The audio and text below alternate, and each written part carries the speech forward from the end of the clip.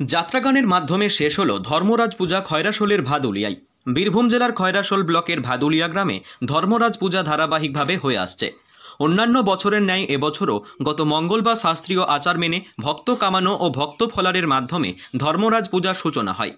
বুধবার বেলা 12টা থেকে ভক্তি শ্রদ্ধা যাগযজ্ঞ সহকারে বহু ভক্তের উপস্থিতিতে মহা সাড়ম্বরে ধর্মরাজ পূজা অনুষ্ঠিত হয়। বিকালে ভাড়ার আনা, ডন্ডি দেওয়া, সন্ধ্যায় কাঁটা খেলা, বাবুই খেলা, ফুল খেলা, আগুন খেলা এবং মধ্যরাতে সবচেয়ে আকর্ষণীয় বিষয় বিনা যন্ত্রে ভক্তদের হাত দিয়ে মাটি থেকে তালগাছ তোলা হয়। বৃহস্পতিবার সন্ধ্যায় বান আনা ও রাত্রে কলকাতা যাত্রাগানের আসর। শুক্রবার বানেশ্বর পূজা ও রাত্রে কলকাতা যাত্রাগানের মাধ্যমে এই অনুষ্ঠান শেষ হয়। খয়রাশোল ব্লক এলাকার সবচেয়ে আকর্ষণীয় পূজা ভাদুলিয়া ধর্মরাজ পূজা। এই পূজার অপেক্ষায় এলাকাবাসী সারা বছর থাকে। এই পূজায় জেলা ছাড়াও দুই বর্ধমান, মুর্শিদাবাদ, মেদিনীপুর সহ রাজ্যের বিভিন্ন জেলা ও পার্শ্ববর্তী রাজ্য ঝাড়খণ্ড থেকে ভক্তরা ও আত্মীয় স্বজনেরা আসে। খয়রাশোল থেকে বিশ্বজিৎ ঘোষের রিপোর্ট।